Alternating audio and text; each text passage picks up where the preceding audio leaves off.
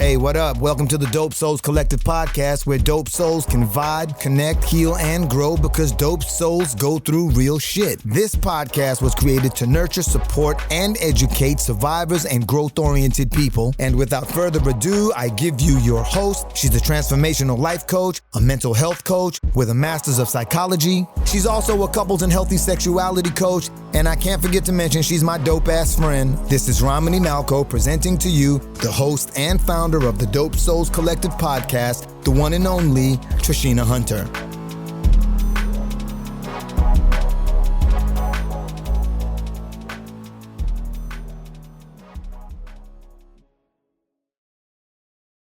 What is up, Dope Souls? I am so glad and so fortunate to have my good friend,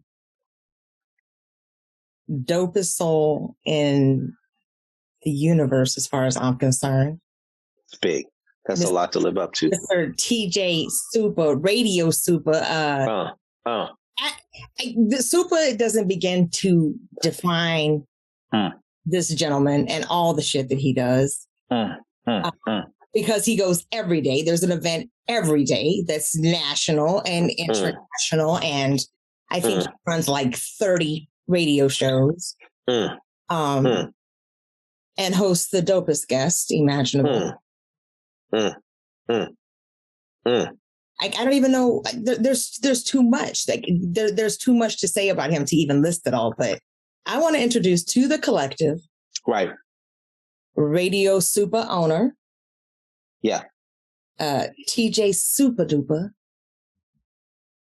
And I can't do all the fancy stuff that he does because I just don't have those skills. But Trish is great. I'm glad to be here, Trish. Just like I said, I've been waiting to get on your show for so long. You know what I mean? And finally, I'm able to, be a guest on the show. And I don't know how many letters I've sent to PR team over there at Dope Souls Collective. And, finally, after I greased some palms, I was able to get through and get on the air. I'm happy to be here. I'm happy to be here. On about that because you should have been here. I think right. The PR team might drink. I'm sorry. Is that what it is? The PR team drinks. That's possible, I guess. That's possible. No, seriously, you do. Yeah. No shit. I get tired watching you. I get tired literally watching all the shit that you do and all the things that you host and promote and all the events that you go to. Yeah. But okay, let's start here. I always start here. Right. Who is TJ Supa? Who are you? Who is TJ Supa? No, you are. Who is TJ Supa? TJ Supa is a lot of things in here. TJ Supa is a radio show host. TJ Supa is an industry veteran, a radio station owner, a music video show host, an artist manager, an MC, a father, a preacher. So many different things in here. You know what I'm saying? I'm forgetting things. I'm forgetting stuff. You know what I mean? But there's a lot of different things in here. You know what I mean? But those are the things that came to mind when you asked me who TJ Supa was. And dope best friend, no doubt. Yeah, I hope to be. I strive to be. As real as possible. I always imagine my life as at the end of my life, I'm going to be in a courtroom with God and he's going to ask me, well, TJ, why did you do this? And why did you do this? And I really want to be able to have good answers to as many of the questions as I can have. You know what I mean? So I try to live my life in a way that I'm able to have good answers to at least most of the questions. And you do a very good job of it. If it's okay, can we talk about Radio Supa? Because I know it, but I like the magnitude of it is pretty extensive and far reaching. Tell me about how that manifested.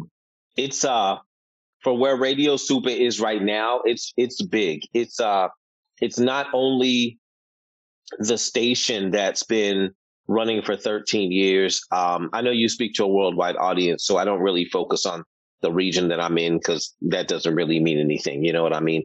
But we've been on the air we're in our 14th year actually now. We just crossed 13th year. So we're in our 14th year now. And it's amazing. There's about 16 shows that run on the station every week. Outside of that, there's music that airs 24/7. The different shows do different things. They might have different guests on them, or they might have, DJs who might do play sets or mixes or something like that. And then there's my own show, which has also been running, just about as long as the station has been running. And my show is syndicated now. So it not only plays on Radio Supa, my station, but it also plays on 94 other radio stations scattered across the world. You know what I mean? So the show literally is playing. It's in so many places that I can't really, I know how many because that's how many I send it out to, but it's really difficult to keep track because some of them put it in different places and stuff like that. So the show's amazing. Over the last 3 years, we've really been more celebrity focused. So what I strive for was we want to do a celebrity, or at least as close as we can get to one every single week, and we've been fairly consistent with that. We've had amazing guests on, guests that are on my checklist for life guests. Right. You know what I'm saying? You understand that, you know what I mean? But it's been beautiful. The show is playing every single day somewhere throughout the day in crazy places like Portugal and in Switzerland and really, crazy places, the UK. So everything in terms of what's happening with Radio Supa is big. You know what I mean? And then, if you think, the magnitude on just that one thing in terms of what's happening with the show, that really gives me a lot of leverage in terms of doing things that, that come with this territory. Like if I play someone's song, it ultimately plays 95 times if I play it once. You know what I mean? And then it ultimately plays 95 times on different stations with different levels of listeners. You're the plug. Yeah. So, so there's a lot going on, and keep in mind, that's just Radio Supa. There's still a lot of other things I do. I think there's some things we'll discuss tonight that I hadn't even discussed with you. You know what I mean? But yeah, that's what's happening with Radio Supa. I say that, I always make the joke that it plays so much that when I'm on the air doing my live show every week, the last week's show is playing at the exact same time on another station. Yeah. The crazy thing is for those of y'all that don't get to know TJ the way I do, he still acts and carries himself like your local rapper. Down to earth and kind and genuine and loving, as you could ever want any human being to be. If you met TJ, you would never ever think that he is as massive as he is, because he carries this humility and humanity with him that is just so beautiful. Thank you. Again, glad to be here. So you mentioned there's like tons of other things. What? Yeah, there's tons of other things. Offhand, there's a music video show that I do, Rock the Mic Show. You were a guest on the Rock the Mic Show. I was fortunate to be he made me cry on the Rock the Mic Show. Did I make you cry on the Rock the Mic? It was a really good episode. Oh, it was the fish. That's what it was. It was the goldfish commercial. You felt bad about the goldfish. Poor guy. We were just trying to get him ready for the Christmas season, but he's okay. He survived the holidays. Not okay. The fish is dead. He survived the holidays, I think. So the Rock the Mic Show, music video show, it's airing on about 10 different digital channels right now. It's a beautiful situation. That show is good. That show, came, based off of my thoughts about when we were younger and we had shows like Yo MTV Raps or Big Tigger, or, you know what I'm saying? When we had those shows, I didn't feel like there were any of those airing at this time. You know what I mean? And that's the thought process that came behind why I created that show. The actual creation is a whole different story, but the thought process behind that was that, you know what I mean? It was that. And going into other things, I'm doing a lot of work. Probably, I'd say right now, a little behind the scenes, a little not behind the scenes. I'm doing some work with a few artists, just moving some pieces around, just because it's, the word that comes to mind, and I hate to throw it out there, but it's almost easy just because of all the other pieces that are constantly moving. Just like I said, like if I have an artist, it's easy to play the song one time and it's played 95 stations. You know what I'm saying? It's not, yeah. You know what I'm saying? So that's going on. There's a film project that I'm working on right now, which I don't want to go into too much detail because I'm under NDA for it, but I'm expecting the film to come out this year. This is the first time I'm actually saying the name of the film in an interview. This is the first time ever. The name of the film is Prankster, and I don't want to go into too much detail on it, but I'm the music supervisor on the film, and I've provided a lot of music in terms of scoring and adding music to the film. I mean, I have a history in film scoring from years and years ago, so it was beautiful to kind of get back into it with this project. And project's almost done, I'd say about 85% complete. So, and I do expect the project to be out on some streaming platform this year. So you guys will know more about it as it comes. Again, I'm under NDA, so I can't go too deep into the project. But this is, again, the first time I've ever said the name of it on because you brought it to me, the collective. I brought it to the collective. This is the first time I've said that on the collective, right here, anywhere. This is the first time I said the name of the film. So that's there. I'm also Prankster, correct? That's what I'm looking for. Prankster's the name of it. I am also just because there's been a lot of action in terms of I was on the cover of OTH magazine a couple of months ago. I have an autographed copy. Y'all should get one. You do have an autographed copy, OTH magazine, man. So big shout out to my OTH family. But I am now a contributing writer for OTH magazine. So now I supply content for the magazine every month. I'm also a content provider for Mixoplex magazine, where I provide celebrity content for them on every issue. So that's happening also. And then there's probably another 2 magazines that are floating around that I don't want to mention their names because there hasn't been anything secured, but I likely will be doing work with another 2 national magazines also. So yeah, so that's across the board. Those are the regular things that happen all the time. Regular. No. All those are the regular. I know things you that like happen a decade, and I'm still sitting here going. Yeah. Those are, it's Thursday, so those are the Thursday things right there. The Thursday. Those are the Thursday things. You know what I mean? Those are Thursday. So that's what that is, man. So but it's great. And then just like I said, there's always some extra thing popping up. I might have an event that I'm doing some judging at.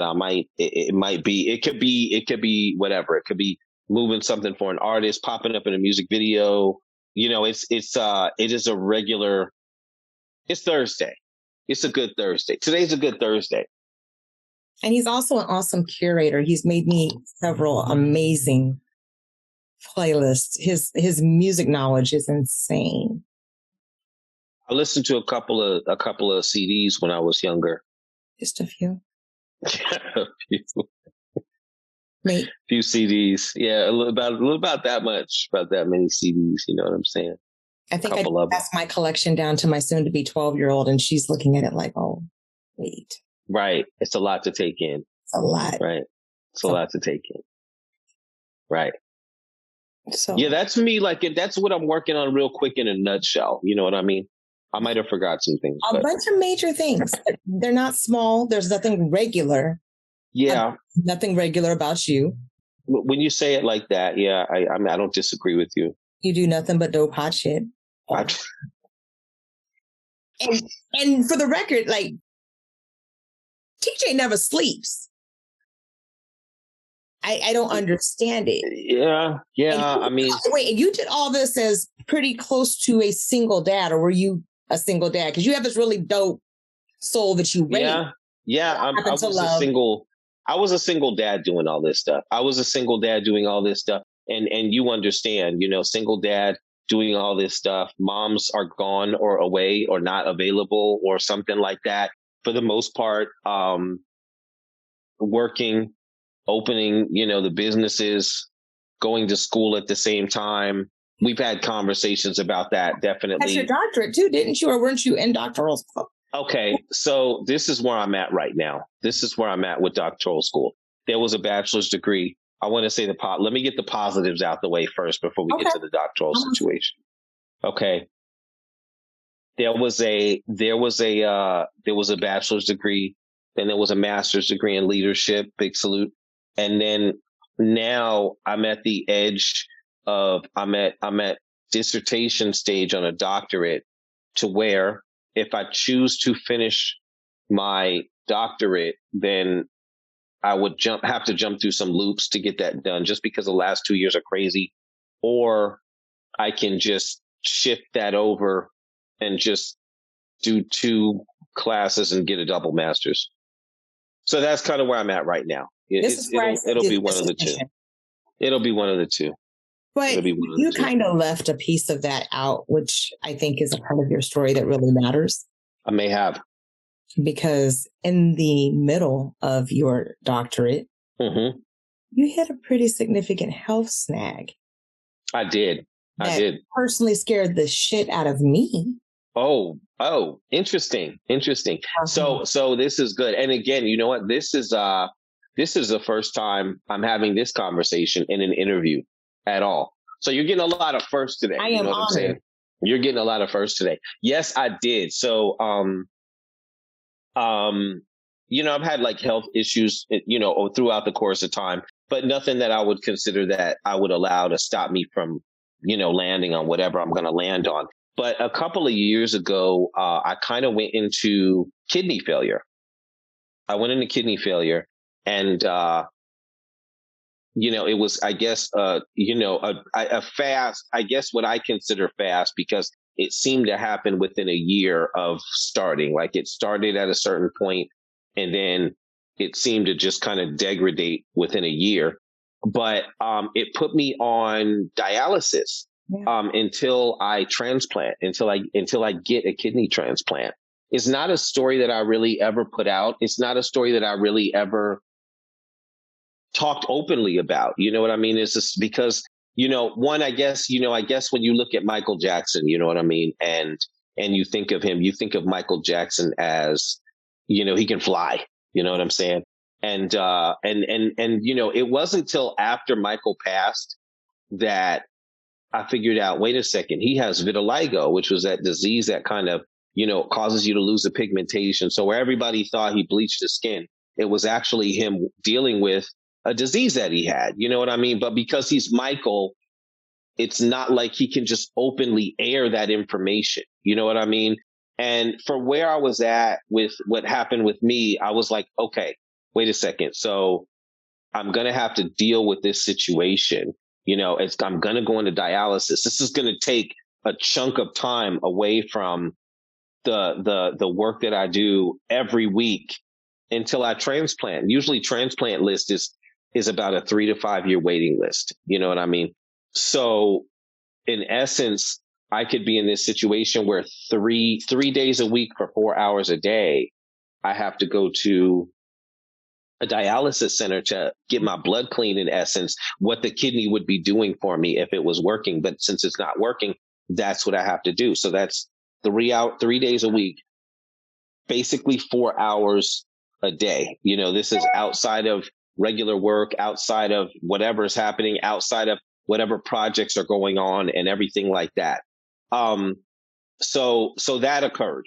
And now keep in mind, all the stuff we talked about that's happening with the radio and all that other stuff, all that's happening at the same time. At full speed.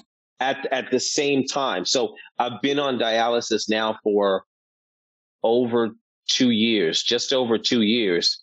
So all of these things I'm doing while at the same time on dialysis. You know what I mean? And you know, I've always you know, I try to make sure that when I work, it was nothing that I wanted to just openly broadcast. You know, and I would have family members come to me like, yo, TJ, like, if you broadcast this information, like, somebody will give you a kidney. And for me, I took it as, you know, there's things that you're going to walk through. You know, there's things that God is going to have you walk through. You know what I mean? And for me, this was a situation that there wasn't a way around it. It was something that I was going to have to walk through, you know, and I've been able to get to a spiritual place that, you know, when, you know, if God tells me, yo, this is what you're going to have to walk through, then I'm at a place where I'm mature enough to not try to get out of it, but to try to walk through it. So in terms of this situation, I could have went on Facebook or went on my social media and said, hey, you know what? I need a kidney. I need a kidney. I need a kidney. I probably could have done that. And I'm sure I would have been successful at receiving one a long time ago. Right.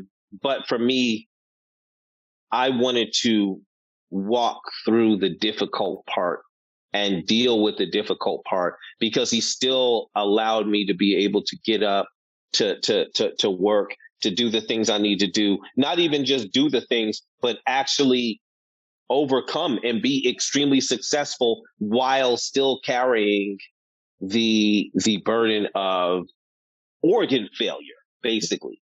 You know what I mean? So I didn't run from it. I didn't announce it. And also, you know, if there were people out there, which I don't really think there are at this point, maybe in the beginning, if there were people out there that would have thought that this would have taken me out, then I would not have wanted anyone to ever believe that I was going to stop with the wins. Yeah. Like, the wins are going to keep coming.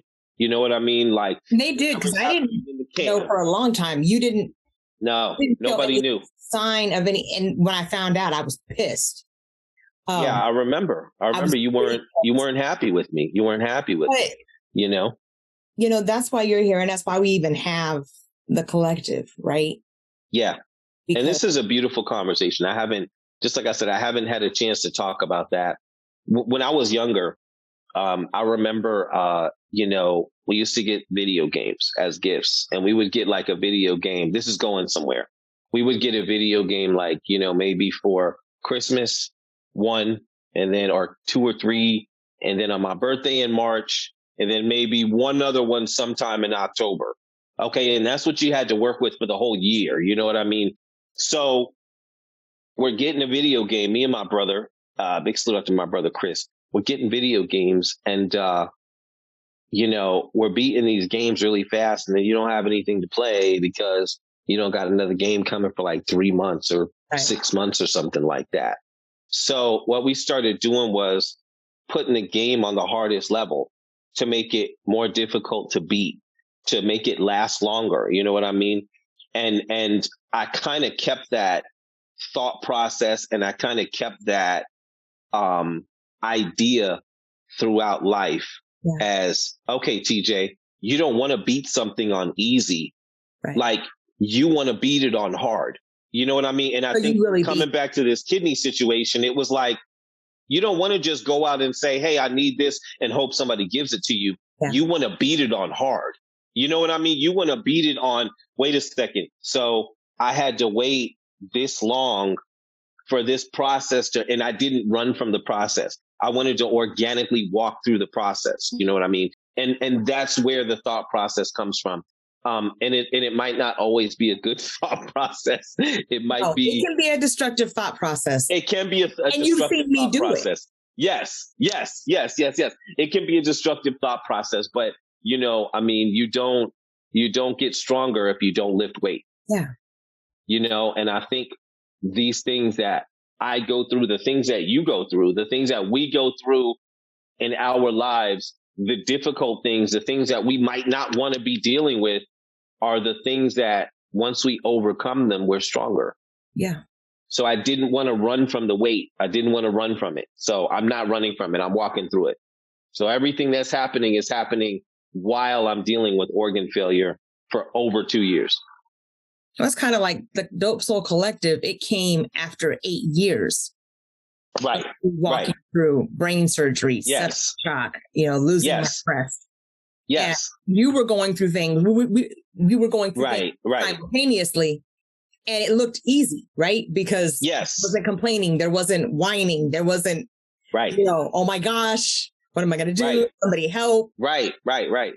And that's part of the reason that we're even here for the collective, because there's somebody out there right now that's like going through one of these situations. And they're like, well, he's like syndicated. He's got it all together. It's all fine. Or she's got a podcast, or she's a life coach. And everything must be fine. Everything must be great and good. Right. No, I talked to somebody today about my brain injury and the course that it's taking and how it's reshifting and shaping my life as we speak. Right. An hour before I met with you today. Right. And I remember you telling me those situations, and to me, that's mind bending. This is like, golly, like brain surgery, like for me, because those things have never happened to me. I've never not had control of what happens in my head. It's almost like it's difficult for me to fathom how one even deals with that. You know what I mean? It's difficult for me to fathom. I've never had, to deal with like a brain situation. You know what I mean? I was online and I looked and I saw somebody who went blind, for some reason, and not to get into too many details about it, but they were blind. And it's like, that's something that I've never had to deal with, like having to live with no sight. You know what I'm saying? Like even walking through what I walked through, I still have arms. I still have legs. I'm still active. I'm still, able to get up. I still try to exercise almost every day. You know what I mean? So if you saw me, you wouldn't have any idea that I was going through anything, So, but it's a battle. It's a battle. And just like I said, I applaud you for being here, because I remember sitting down and talking to you so many times and you telling me those stories about the septic shock and so many of these issues and having to have surgery after surgery after surgery. And then, I don't even know how to quantify it. I don't even know how to quantify it. But again, I have to applaud you for walking through it. We're here today talking. That's right. You say walk through it, but I don't know. Sometimes it's like crawling through the glass. Like a crawl. You may see me on the Rock the Mic show crying over goldfish. You see TJ. Right. Doing his Radio Supa, and everything looks like roses and happiness and all this stuff. And it is happiness in the moment. Right. But there's pain behind it too sometimes, and exhaustion. It's a lot. It's a lot to deal with. Yeah. And it gets burdensome. So you see it on the front and you're like, oh, well, they've got it all together. Everything's fine. It must be roses. When TJ's over here, like waiting for a kidney on dialysis, which is painful and exhausting from what I understand. Causes a ton of side effects and makes you pretty sick. Right. Yeah, definitely side effects. Definitely getting stabbed twice, 3 days a week. It's never enjoyable. You know what I mean? You never get past it. I was watching, remember a Wolverine movie where they asked him about his claws and they were like, hey, does that hurt? And he was like, every time I extend them, it hurts. Right. It was kind of like that. Every single time it hurts, It's but funny we're here. Wolverine, because when I was going through my brain surgeries, like the first 3 or 4 of them, there were certain people that were so convinced that I healed so fast. They used to call me Logan and I was mad as shit. Like, you have no clue. Right. Like, underneath these clothes, I look like a damn stabbing victim. Okay. I look like a homicide happened in here. I'm sure it's not that bad. It is that bad. It is that bad. But we're here though. The breast reconstruction, I barely took a shower for 6 weeks because I couldn't look in the mirror. Meanwhile, everybody's like, that's Wolverine, that's Logan. She feels so fast. No. There you go. There you go, girl. Through glass. I'm crawling through glass. That's what I'm doing. She's crawling through grass. Right. You know, if I can help somebody else get to the other side, right? And I can have dope souls like you to tell the story. Right.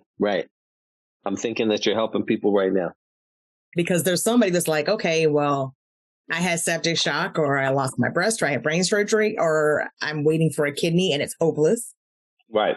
Meanwhile, TJ is waiting for a kidney for 3 years and syndicated. He's curating a movie.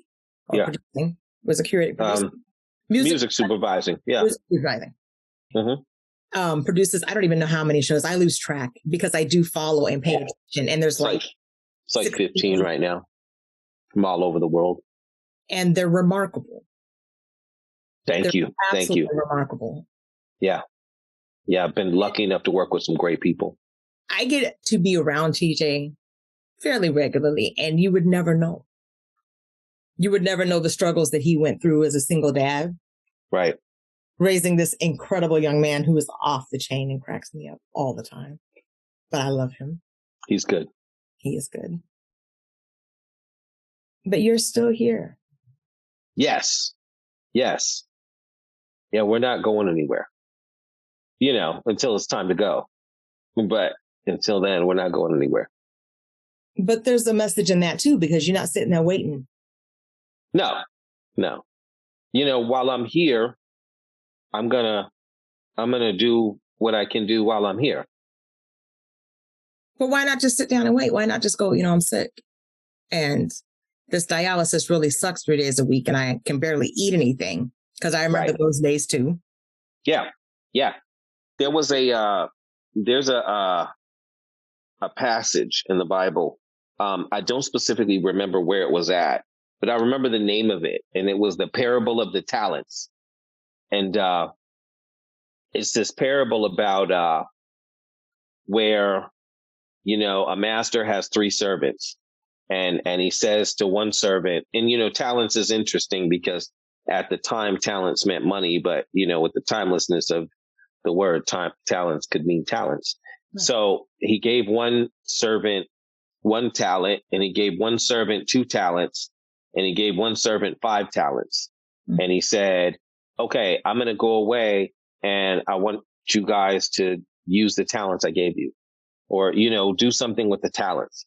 So the guy who had 5 talents, he made 10 talents out of his 5 talents. He cultivated his talents. And the guy who had 2 talents, he cultivated his talents and made 4 talents. Mm-hmm. And the guy with 1 talent was like, you know what? I'm gonna save my talent, so when the master comes back, I can give him back my talent. Mm-hmm. You know? And then, you know, later the master came back and he saw the guy who had 10 talents that had 5, that he gave 5. And he was like, you know what? I gave you 5 talents and you use your 5 talents to make 10. Yeah. So I want you to come to the kingdom. And then he saw the guy who had 2 talents and made 4. And he said, I saw the 4 talents that you made out of 2. I want you to come to the kingdom. And the guy who had 1 talent said, look, I had this 1 talent that you gave me. I saved it for you. I'm going to give it back. And he was like, you lazy servant. Like, I gave you a talent and you didn't do anything with it. You just sat there and didn't do anything with your talent. So I'm going to take your talent from you and give it to the one who has 10 talents, because he's obviously doing something with his talent. And for me, I've always felt like I'm one of the people he gave 5 talents to. Yeah. So while I'm here, I'm going to cultivate the 5 talents that I have. And he's been making it grow. Yeah. And then you multiply it with others as well. And I multiply it with others as well. And, you know, sometimes he sends me on a mission, Trish. Sometimes he sends me on a mission and he says, go help that person. Yeah. And not go help that person because they're going to give you something, or they're going to pay you, or they're going to reward you, or you're even going to be rewarded, or you're going to see anything, or this benefits you in any way, but just go help that person, or go do this for that person. Not even that you're going to receive something back from it, but just go do this for that person. and obedient to your purpose. And a lot of the times I'll do that, when I'm in my more mature, more understanding phase, I'll do that. You know what I mean? There's periods now where I'm doing that, so yeah. So that's what it is, because I kind of look at it like, if you think of God and then you think of us, we can compare, I guess, like a grain of sand. Right. And truthfully, it's an honor if God says, hey, brown grain of sand, I want you to go help that grain of sand. Yeah. It's an honor because he could have picked any other grain of sand. He could have empowered any other grain of sand under the assumption they were using their talents and trying to multiply their talents. He could have picked any other grain of sand to say, go help that other grain of sand. But I feel like he picked me as his grain of sand to say, go help that other grain of sand. And so it's an honor. Faith, you always have been. Now, yeah. I also know that there were some times where it was tested. How did you, when you were really challenged with your faith? Ooh. Yes. The most recent and I would say the most difficult probably happened about 3 years ago. It happened about 3 years ago, and it was a period. It was a period where, like if we were to say, like, let's say we were going through life and, we went to the coffee shop and somebody yelled at us, hey, 35, 25, 32. And then we were at the store after that and somebody said, hey, you got a free lottery ticket. What numbers do you want? And then you said 35 to 32, whatever. And then 2 days later, you won the lottery. You wouldn't consider that to be a coincidence. You know what I mean? That's like a series of events that kind of happened that put it in your hands. You know what I mean? So, if we have a sequence of events that occurs and it's good, we normally attribute those things to, God or the universe or however you guys look at it, something came to me to give me this. You know what I'm saying? Which is beautiful. This was the opposite. This was a sequence of events that would occur that would cause something negative to happen in my life. And this went on for a long time. Wow. And it also happened at a point where, because of the nature of I'm trying not to call it a test, but I can't figure out a better way to describe it. But because of the nature of the test, at a loss for a better way to describe it, because of the nature of the test, he wasn't responding to me either. Yeah. He wasn't talking to me, and I've, for years had over decades, at least a decade or more than a decade. I've had some form of communication with God that usually grew and got stronger, based on the time that I spent with him. Our communication got better, to where it wasn't a blurry answer. It was a direct answer, but he stopped talking to me. It would be like, almost like if you lived in the house with a parent and everything was good or getting better for, 8 years, and then they just stop responding to you. Yeah. And they don't talk to you, and you see them and you talk to them and they hear you, but they just don't respond to you. And that's what it was like. And this period went on for about 2 years where I guess every aspect of my life was tested, like health wise, that's probably when this, organ situation began, or I was dealing with some other, other physical situation, health situation, finances, everything went crazy. Everything went berserk. And it was a really difficult period. I remember reading, Job and, how he went through these difficult situations. And at the end of it, though, what he did was even though everything was happening, even though he didn't understand why it was happening, even though it was very difficult for him to deal with, and the people around him were like, yo, you need to curse God. God is, he ain't listening. All these things, like the one thing that I believe that I remember him doing was never letting go of God.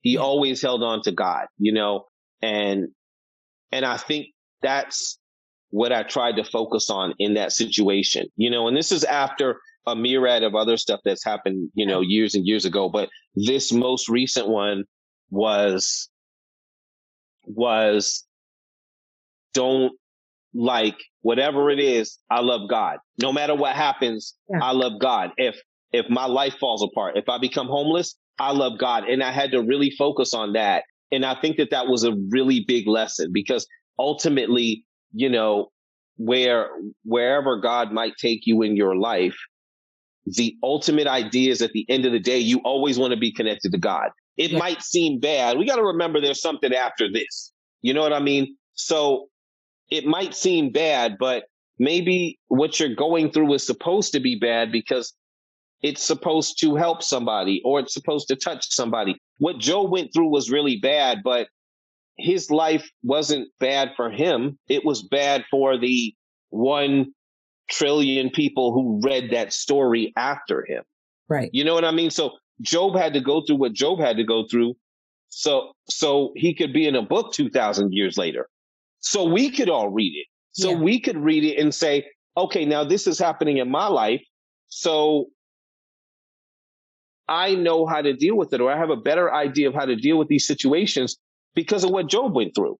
And he didn't know that what he went through was going to end up in a book 2,000 years later. You don't know that what you walked through isn't going to end up in a book 2,000 years later. Like, well, this was my servant Trish, and it was really difficult for her. But you know what? She loved God. And there were times where she was mad at me. There were times where she yelled at me and we had arguments, but she loved me though. You know what I mean? And of course you're going to get mad at God if you don't know why something crazy is happening, or you lose a kid, or a part of your body comes off, or it's not working, or you lose your job. Of course you're going to get mad. You're going to get mad. But the thing is, at the end of the day, like, you love them, and there's a reason you're walking through those things. And it might be to be in a book to help 1 trillion other people 2,000 years from now. Yeah. It's with that story, because when I was going through my stuff, I can't tell you how many people were like, read the book of Job. And I was like, look, I'm not trying to have double what I had before. I just want him to leave me alone. Right. Okay. Stop messing with me. I don't want to be cut no more. I don't want to be sick. I'm not going to do it. And finally, on the other side, when there was a sliver of light, there was a little bit more light, then there was a little bit of light. It was like, okay, I know that you didn't want it, right? I know you cussed me and you yelled, you screamed and did all that shit that you did. Yeah. Cussing at me, and you don't want to be Job, and you're not going to pick it up. Right. I'm going to give you a house anyway. There you go. I'm going to give you a house anyway. It's a beautiful house. Then I'm going to have you do this podcast so you can tell somebody else this interesting story. Story about how, how TJ was like, okay, I'm going to keep following and you're cussing me out, but I'm going to bless you. It's okay. It's okay. It's okay. And I was, I never got to the point of cussing him out, but I was mad. Yeah. I was mad. There was like, what? Why? I was so angry. There was times I was so angry, and going through that situation was so significant, because I think the only thing that I know that I got right probably the whole time is that I was able to love God through everything. Yeah. And I feel like if that was the only thing I got right, that may have been the most significant thing, because, we're here. You look at somebody like Martin Luther King. Martin Luther King, his life would have been real easy if he just stayed wherever he was at and watched TV. Yeah. His life would have been real easy. You know what I mean? He wouldn't have been getting rocks thrown at him. Yeah. He wouldn't have been getting shot at. He wouldn't have been getting spit on. He wouldn't have been getting punched. You gotta, wait, hold on. You gotta turn the other cheek. Don't hit that guy back. You gotta turn the other cheek. That guy just spit on you. Don't, like, if that happens today, we're probably hands across America. That's just real life. You know what I mean? But like his life would have been real easy. But the thing was, he had a mission to complete, and him completing that mission literally affected the lives of not just, but I could say at least every single person today with any sort of pigmentation in their skin color. and even greater than that. But if nothing else, at least my entire life is better because of what he did. Yeah. And because he did what he was supposed to do. You know what I mean? So it may be that someone's life is better because you do what you're supposed to do. And someone's life is better because I did what I was supposed to do. And that may not necessarily have been of benefit to me. Right. But it was what I was supposed to do, because maybe what I was supposed to do is greater than the idea that I feel really cozy and comfortable right now.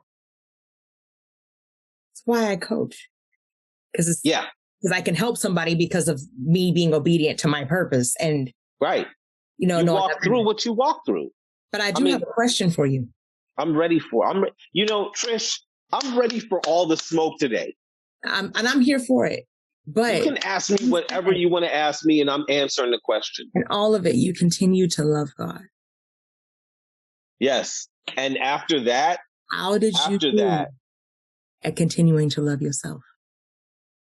Yeah, I'm okay. I got to a point where, in my head, I have this idea for if I'm working on something, I want to work on it, till I know it's good. So let's say you play basketball and you know that you're out shooting when nobody else is at the park. You're out playing, practicing when nobody else is. You're hitting the 3-pointer a lot. You start to get to a point where you understand that you're good at whatever that is. You know what I mean? Whatever it is that you do that you're good at.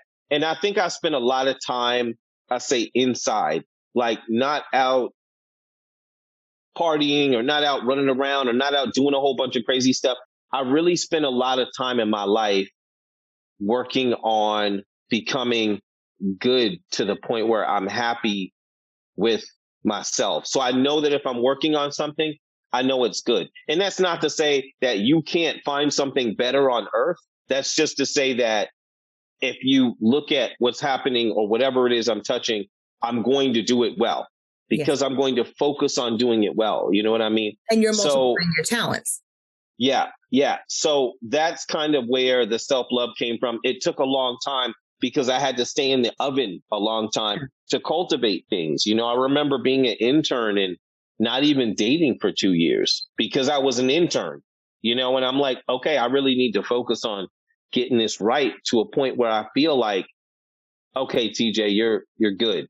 You know what I mean? Not like I'm just an intern and I'm going to go. It's just, I work on myself a lot. I work on myself and I really work on trying to be a good human and good at the things that I'm doing.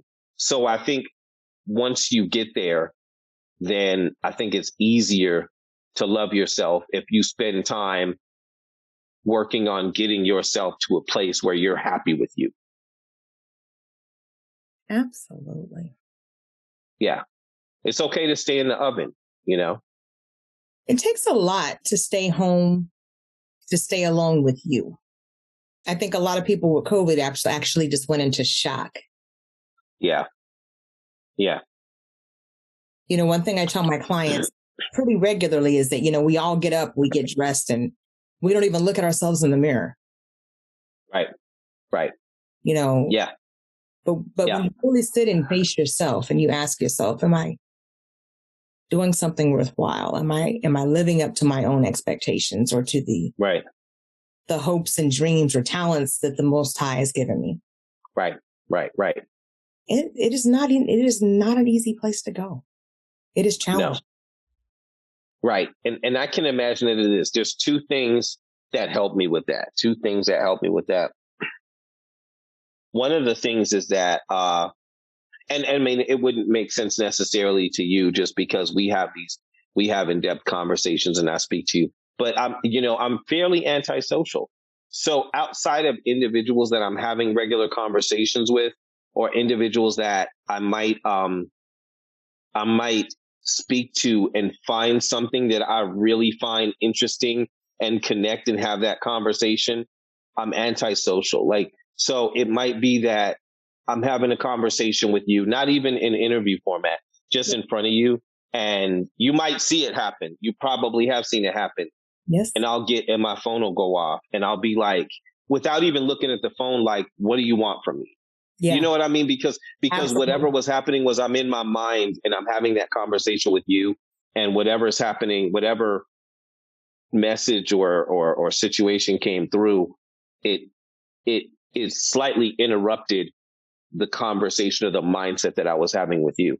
And it might be somebody that's important to me, you know, and that's not to say that there's something wrong with them. It's just that's where my mind works. The second thing is I kind of live in my mind. Like I refer back to Cat Williams telling this joke one time where he said he was talking about, you know, how, you know, we, you know, brothers, we want our car to look nice. So we go get the new rims and get all this other stuff. And then we get inside the car and we're driving the car and we can't even see the car, what the car looks like from the outside. So we got to drive up to the dude at the bus stop and roll down the window and be like, yo, hey, yo, look at my car. Does my car look fresh? And the guy at the bus stop has to give us a thumbs up. Right. Because we can't see the car. We're in the car. So I kind of lived a lot of my life inside the car. Yeah. So I don't necessarily look at it from the outside. I kind of am in the car, you know, because I need to make sure the car is running well. Yes. So the car might be running well to a point where it's running better than I imagine it is. So I might. The light isn't outside the car. It's in the car. My life is in the car. I have to make the car run. You know, somebody's got to make the car run. You know what I'm saying? So I live inside of the car and not necessarily outside of the car. So usually what happens is the car on the outside looks nicer than I think it does because I'm inside the car. Yeah. So like, you know, when we talk about 95 stations, like, I'm like, that's amazing. But really in my head, it's like, TJ, you're not on 100 yet. I know it looks nice. You know what I mean? But in my mind, I'm still working on building this thing. You know, there's still resources that I have that I haven't even touched yet because I haven't even used them yet. You know what I mean? And so there's a lot of things that are still happening, and there's probably a lot more things that you're going to see coming from me in the next few months. I was going to say years, but I don't even think it's going to take that long. In the next few months, I guess I'm almost flexing my muscles right now. Yeah. Yeah. One thing I don't want the collective to miss is the self-care note that you just made. If you come across TJ, it seems as though he is this social butterfly. And even me, like being on this podcast, you would think that, right, you know, we're some kind of social butterflies, and I'd rather be sitting outside under my bonsai tree than being anybody. But, you know, he mentioned that even having his show on 95 stations and hosting, I don't know how many events. Yeah. Access to him is not open. It's not completely open to just anybody. No. And being able to shut down and be present with people that are important and build close relationships, or just silence the noise long enough to be inside of himself or inside of yourself. Right. Is a form of self-care. We live in this society where, you know, everybody's giving full access of themselves and telling on themselves and everything else. And really limiting access to you, to your emotions, to your life, to what's dear to you is a very important form of self-care. True. Very true. You're right. Access to me is, I mean, you can find me on all social media platforms. I'm usually available. Access to me started to get real small, and then I kind of had to back it up. Yeah. I remember watching like one of my favorite actors on TV, and he was talking about social media today. And he said, like, you know, it's not like it was before. It's like, you know, in 2000s now. And you know, people want to touch you. They want to reach you. So you'll have to respond on social media and stuff like that. Access for me, like I'd say maybe a year and a half ago, it got really small. You almost had to either have done work with me before, or you had to be coming through somebody on my team. You know what I mean? And I had to roll that back a little bit. You know, I'd get messages and just not even respond to them if it didn't look like it made sense. And then, you know, social media today, you get a lot of weird messages anyway. You know, they're not always genuine messages. You know, somebody wants you to buy some crypto or give you a free iPhone. A free iPhone. Yeah, I got that a couple of times. So, you know, so of course we have to filter out a lot of those messages. But I've been trying to be a little bit more open. So usually, you know, if somebody hits me, then I'll try to at least respond the first time. Yeah. And then whatever the next message is probably going to depend on how far our conversation goes. If it's not like delete or keep it going. Yeah. Yeah. You know what I mean? Like, okay, like, you know, if it's like, hi, and I'm like, hi, the next message is like, you know, please use that message wisely. Just use the message for something significant, not just, how you doing? Because I probably won't respond to that. You know what I'm saying? So. That's like me with a brain injury. You got about 15 seconds. There you go. You sound like the A&R listening to the demo tape. I'm just like, oh, never mind. Yeah, that's it. It's a waste of brain space, and I don't have any to lose. Oh. Too serious.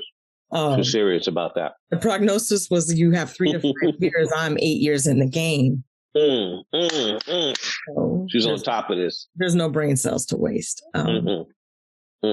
Speaking of, like, you can be found on social media, where is it one would find you?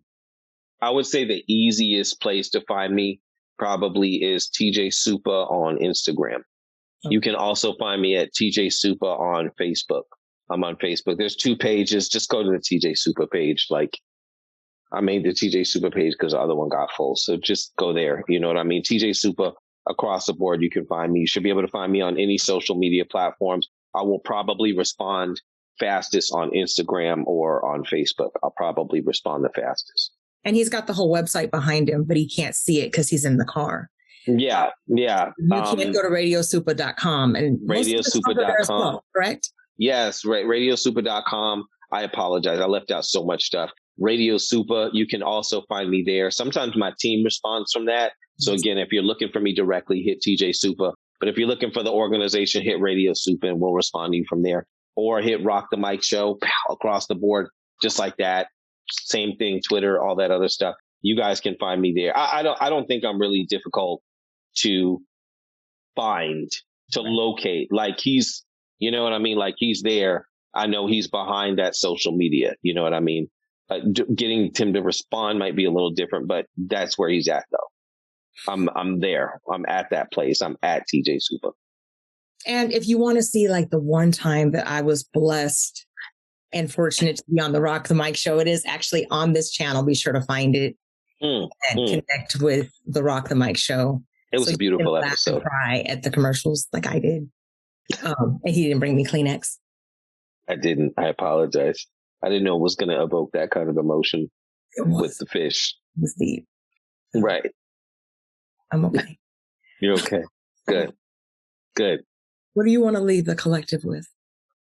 This has been a beautiful interview. It's been an honor to be on your show. I'm going to go back and watch the interview like I didn't know who the guy was that was on the show, just because it was really interesting. And I left a lot of things on the table here that I have not talked about in any interviews before.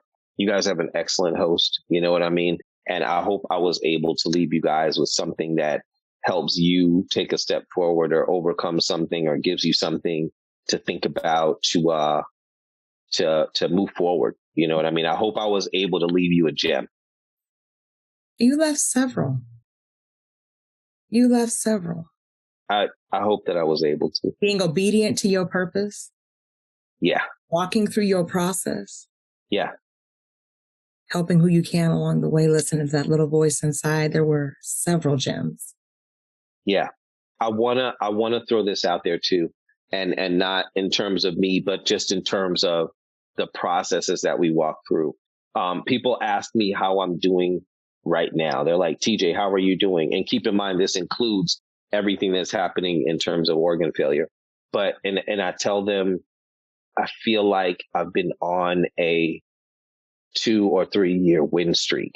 Yeah. And it's because so many things have been happening by chain reaction. The phone will go off and it will be some amazing situation or some crazy things. And this stuff is happening on a week does not go by where something crazy or something beautiful happens. A week doesn't go by.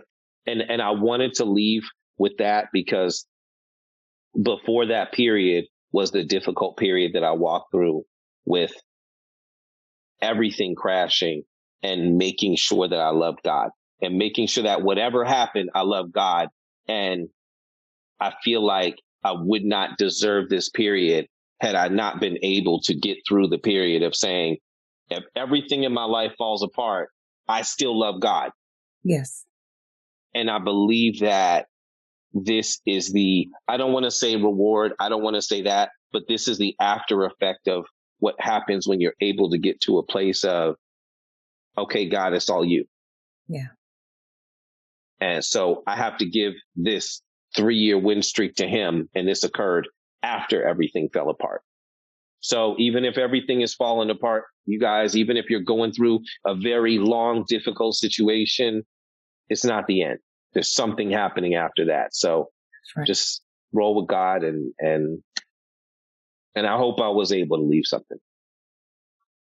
And I'm going to leave with multiply your talent. Just because you're going through some real stuff doesn't mean that talent is dormant or dead. Right. Do what you can with it, with the energy that you still have. Right. And Right. I thank TJ for being part of the collective, the Dope Soul Collective, because he is a huge reason why we are here. He helps me a lot and inspires me very much. Y'all make sure you follow him. Radio Supa, TJ Supa, Rock the Mic Show, and there's like 19 others that you're going to have to catch later.